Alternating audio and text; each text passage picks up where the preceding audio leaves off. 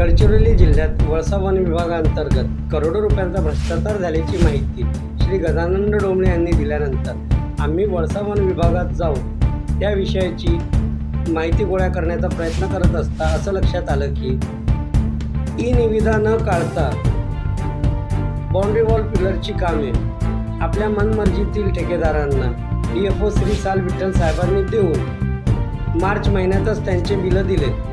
ज्या कामांचे बिलं मार्च महिन्यात दिले त्या कामांचा साईडवर अजूनही काही अटापट्टा झाला नाही, म्हणजे साईडवर कामं झालेले नाहीत. या विषयाची चौकशी करायसाठी साईडवर गेले असता तिथल्या स्थानिक अधिकाऱ्यांना विचारलं. तिथल्या स्थानिक अधिकाऱ्यांना ह्या कामाविषयी काही माहिती नसून आम्हाला काहीही मार्गदर्शिका आलेली नाही असं त्यांचं म्हणणं